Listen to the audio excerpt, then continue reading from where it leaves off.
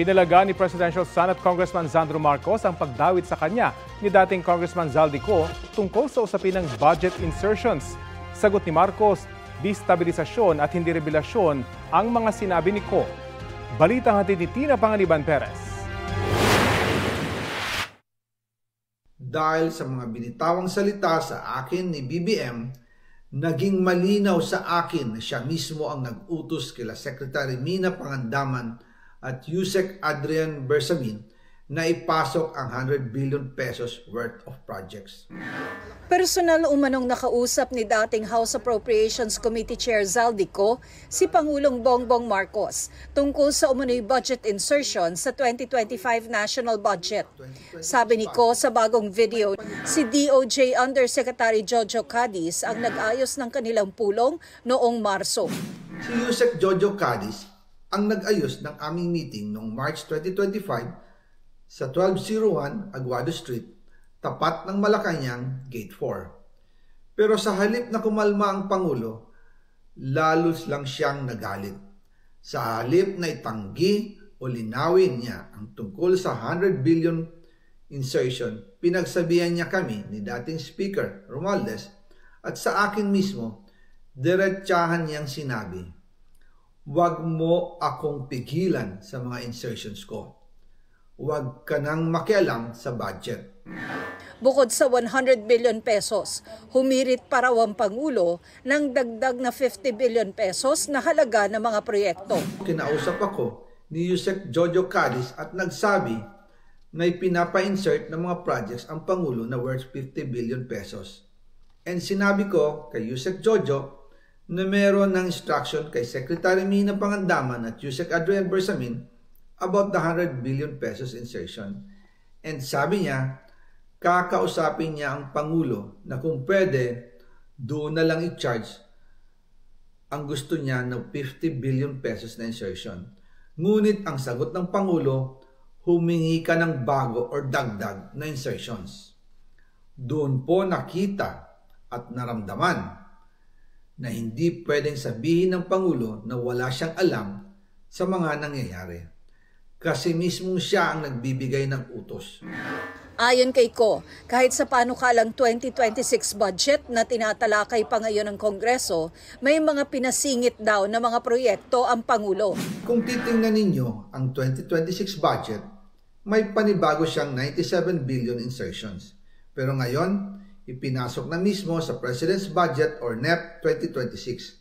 Yan po ang kinumpirma ni Secretary Manny Bunoan na may instructions ang Pangulo na magpasok ng 100 billion ulit sa President's Budget, kaya wala na siyang pwedeng ipamigay. Ito ay nalaman ko noong May 2025 sa meeting namin kasama si dating Speaker Romualdez. Idinawit din ni Ko si Presidential Son at House Majority Leader Sandro Marcos sa budget insertions. Pati po si Congressman Sandro Marcos, meron din pong pinapasok taon-taon. Noong 2023, may 9.636 billion pesos. Noong 2024, 20.174 billion pesos. At nitong 2025, 21.127 billion pesos. Lahat-lahat, ang kabuuan ay 50.938 billion pesos. Kasabay niyan ang paglalabas ni Ko ng umano'y listahan ng mga insertion ng nakababatang Marcos. Nalaman ko na lang sa mga contractor na galit siya sa akin nung pinag-uusapan na ang 2025 GAA budget. Ang sabi daw niya, ipatatagal ako at magpa-file ng maraming kaso laban sa akin. Kasi kulang ng 8 billion pesos yung insertion na gusto niyang ipasok. Ang dahilan daw, may mga contractor na nakapag-advance na sa kanya at dahil hindi na ipasok ang buong halaga, kailangan daw niyang magsauli sa mga yon. Ang mga akusasyon ni Ko, tinawag ni Congressman Marcos na destabilization. Base raw sa intel, nakipagkasundo si Ko sa mga gustong magpabagsak sa gobyerno para anya matakasan ang kanyang mga krimen. Kahit sino naman daw ay pwedeng umupo sa harap ng kamera at magpakalat ng mga kasinungalingan. Tinawag pa niyang bagong kampyon ng mga DDS ko na ang mga pahayag-an niya ay katang-isip at mali. Inalis din anya si Ko bilang chairperson ng House Committee on Appropriations hindi dahil sa kapritsyo lang ng isang individual, kundi dahil sa kasakiman daw nito at katiwalian. Panawagan pa ni Marcos sa publiko, huwag magpabudol kay Zaldico. Sinusubukan pa namin makuha ang panig ng Malacanang kaugnay ng mga sinabi ni Ko. Si Cadiz naman naka-leave daw ngayon at inaasahang babalik sa November 28. Dalawa po kami na hindi na-assignan to interview any of the witnesses. Hindi visible sa akin yung mga evidence being gathered, yung testimonies ng potential witnesses. Similarly with Yusek Cadiz. So, until today po, he is not involved in any of the ongoing investigations relative to the flood control issues of the Department of Justice. Ayon kay Navotas Representative Toby Tiangco, nalaman ng Pangulo ang tungkol sa budget insertion kaya pinahold daw niya ang mga pondo na na-flag ng ehekutibo. Alam niya yung mga insertions kasi di ba yun ang naging role ko nung Marso eh. Kasi nung January, di ba pinahold lahat. So yung Senate, binigay nila yung listahan nila within 3 days. Yung House, 3 buwan na hindi binibigay. So yun yung naging role ko nung January pag-aralan. And as of July 29, after the SONA, may nakahold pa dyan na 80 billion na hindi na talaga ni-release eh. Kasi yun yung kaduda-dudang mga proyekto, no? Hindi ito in defense, no? But I have to say what really happened, di ba? Sinusubukan pa namin makuha ang panig ng Malacanang kaugnay nito.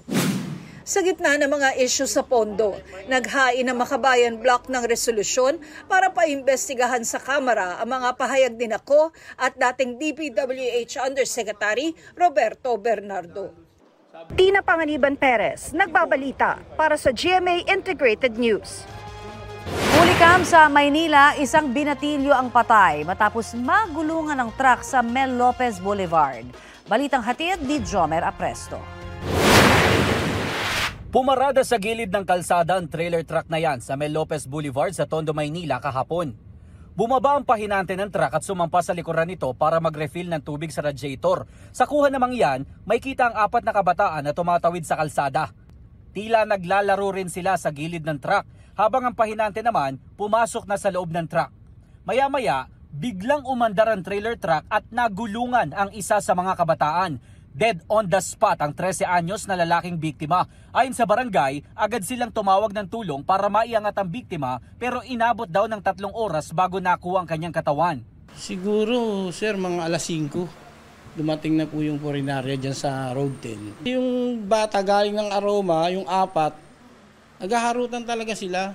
Bali, naiwan kasi yung isa doon sa ilalim, parang umupo eh. Tapos pag upo niya, biglang umandar yung Ginamitan daw ng jack and truck para maiangat ang katawan ng biktima. Sabi ng barangay, bawal pumarada sa gilid ng Mel Lopez Boulevard pero may ilang hindi sumusunod. Sa investigasyon ng Manila District Traffic Enforcement Unit ng MPD, nagkaroon ng problema sa makinang truck kaya kinailangan nilang huminto sa kalsada at maglagay ng tubig sa radiator.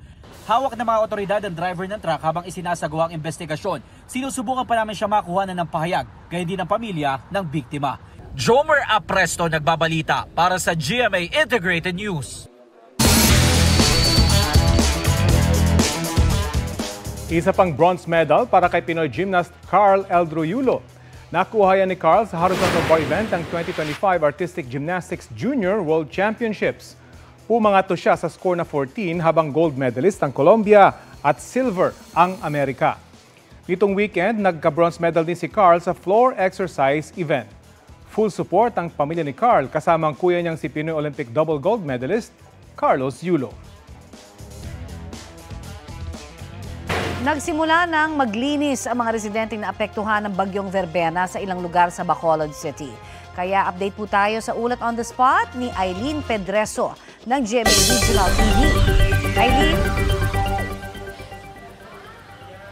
Connie, matapos maranasan ang pag-ulan kahapon, putik at basura naman ang kinakaharap na problema ng mga binahang residente dito sa Bacolod City. Basa at puno ng putik ang mga gamit ng mga residenteng binaha sa Bacolod City kahapon. Gaya na lang sa Barangay Singkang Airport kung saan halos umabot sa mga bubong ang tubig baha. Pahirapan ang paglilinis ng mga residente ng kani-kanilang mga bahay bago pa man makabalik mula sa evacuation centers. Ang ilan, naabutan naming naglalaba at nagsasampay ng mga damit. Ang mga gamit na pwede pang pakinabangan, nililigpit rin ng mga ito. Magdamag na nagsagawa ng flushing ang LGU ng mga basura, debris at iba pang nakakalat sa pangunahing kalsada. Ngunit makikitang may ilang kalsada pa ring balot ng putik kaya mahirap para sa mga motorista. Ang mahigit 2,000 pamilyang lumikas, nahatiran rin ng tulong ng LGU at DSWD. Samantala, sa tala ng RDRRMC-NIR, mahigit 44,000 na pamilya ang apektado ng bagyo sa buong rehiyon. Karamihan dito ay sa Bacolod City. Sa tala naman ng RDRRMC6, mahigit 11,000 na pamilya ang apektado ng masamang panahon. Sa Western Visayas, 85 na kabahayan ang nasira. Connie, panawagan ngayon ng mga residente ang dagdag tulong lalo na sa pagpapaayos ng kanilang mga nasirang mga bahay. Connie? Maraming salamat, Eileen Pedreso. Why will we waste our time in filing a impeachment complaint na alam naman nating hindi papansinin ng House of Representatives? Pahayag yan ni Vice President Sara Duterte nang tanungin kung maghahain ba siya ng impeachment complaint laban kay Pangulong Bongbong Marcos. Matapos banggitin ang anyay mga impeachable offense na ginawa ng presidente. Kabilang daw rito ang betrayal of public trust dahil sa pagtanggi niyang sumailalim sa drug test. Nilabag din anya ni Pangulong Marcos ang konstitusyon sa pagpayag ng pamahalaan na pumasok ang International Criminal Court sa bansa, maging ang pagpayag umano niya sa budget insertions. Ebidensya raw rito ang pagpirma niya sa General Appropriations Act. Kung sakali, handa raw si Duterte na pumalit sa pwesto ng Pangulo dahil ito ang kanyang mandato. Sinusubukan pa namin kunan ng pahayag ang Malacanang sa mga sinabi ng bise.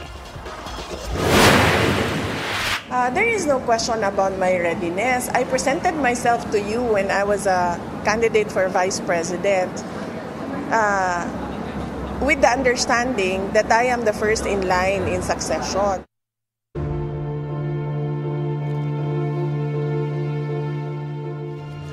Isang grupo ng mga dating opisyal ng militar ang nagpadala ng liham sa Malacanang. Hindi nila sila nananawagan ng magbitiw ang Pangulo, kundi ilahad niya ang kanyang alam tungkol sa mga sangkot sa katiwalian para na rin sa interes ng bayan.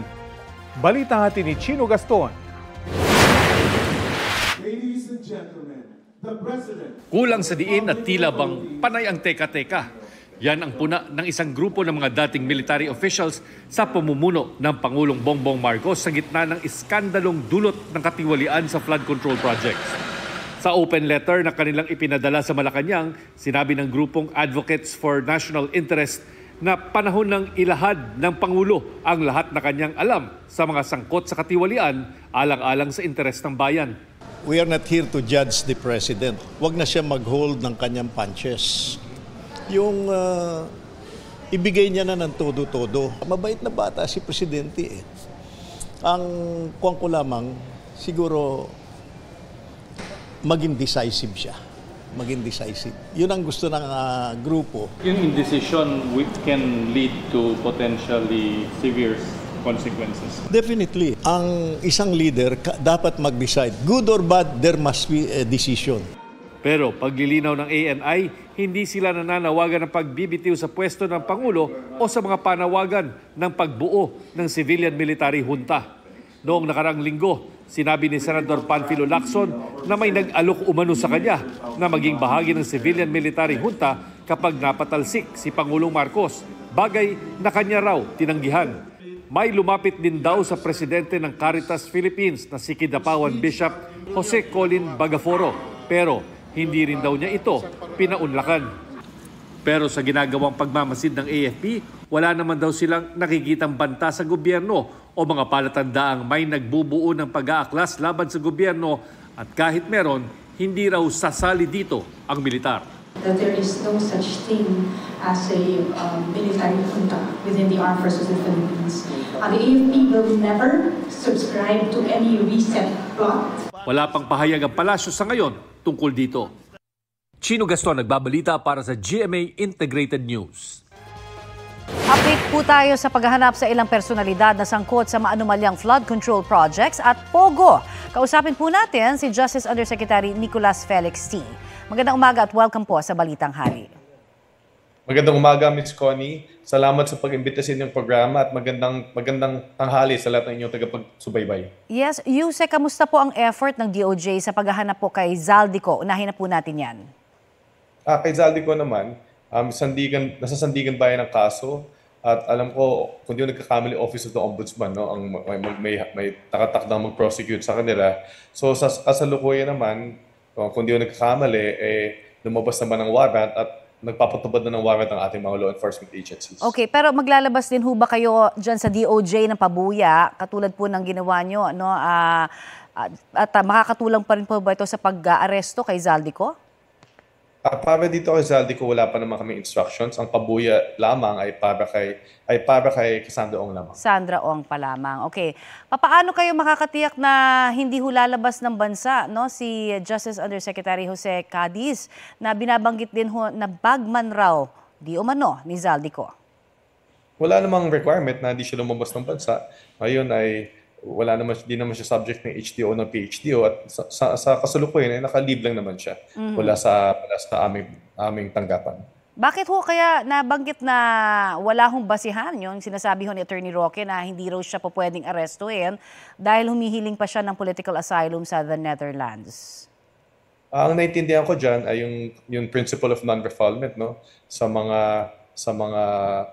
mga asylum proceedings, no? Yun naman ang basehan niya. Pero tulad ng sinabi namin kahapon, nasa ano na yan, nasa bansa na nagribinig na kanyang application kung ibibigay nila to kay Attorney Harry Roque. Okay. At ano ho ang status ng pakikipag-ugnayan natin sa Interpol kaugnay po sa mga tinutugis na personalidad sa ibang bansa tulad po ni Attorney Harry Roque at Nico? Kay Cassandra Ong at kay Ronaldin Baterna, no, meron na tayong red notice mula sa Interpol. At dahil dito sa red notice ay may basehan na ang foreign law enforcement, lalo na pag nasa bansa na member ng Interpol, na arrestuhin sila dahil sa Pilipinas. Doon sa mga ibang mga individual tulad ni Attorney Harry Roque ay kasalukuyan pending pa yung ating request for red notice. Okay. Ano pong masasabi nyo? Dahil ang sabi po ng kampo ni Cassandra Leong, diversionary tactic daw ang reward na alok ng DOJ. Diversionary tactics, di ko naman alam kung diversion saan, no? Basta kami naman, ginagawa lang namin ang trabaho namin. Itong kaso naman ni Cassandra Ong at ng mga ibang mga kapwa-akusado niya dito sa Porac Pogo ay matagal nang gumagalaw. At gagalaw itong kaso to kahit ano pang ibang mga kaso, kahit ano pang ibang ganap dito sa bansa natin. Nakakatulog pa ho ba ang mga tauhan ninyo dyan sa DOJ sa dami ho na mga dapat nahabulin at kasuhan, sir? Medyo mahirap na, no? Medyo kulang na kami sa tulog, kulang kami sa tao, pero tuloy lang, no? Tuloy lang ang pagpursige sa aming trabaho. Alright, marami pong salamat, sir, sa inyo pong binigay sa aming information at oras. Thank you, Ms. Connie. Yan po naman si Justice Undersecretary Nicolas Felix T. 7 ang patay sa engkwentro sa probinsya ng Cotabato. Ayon sa Provincial Police, alitan sa lupain ang sanhi ng barilan. Sa saliksay sa pulisya ng nag-iisang survivor, tinambangan sila ng mga lalaking nakatakip ang mukha nang pasukin nila ang pinagtatalunang teritoryo sa border ng Matalam at Kidapawan. Inaalam pa ng pulisya kung sino ang mga nang-ambush. Nasa 30 pamilya ang lumikas kasunod ng engkwentro. Naglatag na ang mga otoridad ng dagdag na seguridad sa lugar.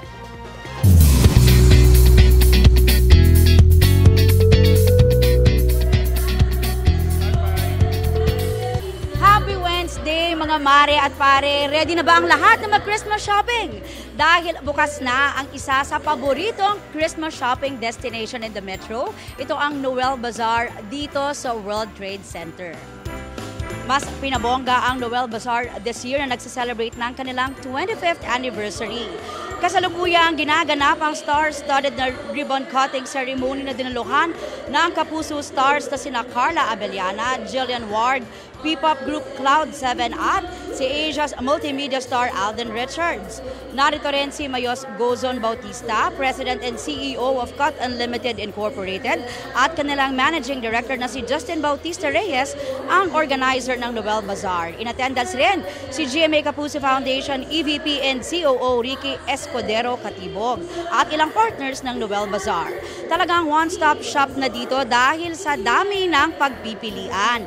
Mula sa mga damit, sapatos, bags, accessories, Christmas decors at gamit sa bahay na perfect pang regalo ngayong Pasko. At kung nagutom ka naman, marami ring mabibili ng pagkain. Ang maganda rito, nag-shopping ka na, nakatulong ka pa. At dahil parte ng kikitain ng Noel Bazaar ay mapupunta sa GMA Kapuso Foundation. Mamayang hapon, magkakaroon din ng celebrity auction kung saan maaari kayong makabili ng mga gamit mula sa inyong favorite celebrities. Nandito ang Noel Bazaar mula ngayong araw hanggang November 30 from 11 a.m. to 10 p.m. Yan muna ang latest. Balik sa inyo dyan sa studio.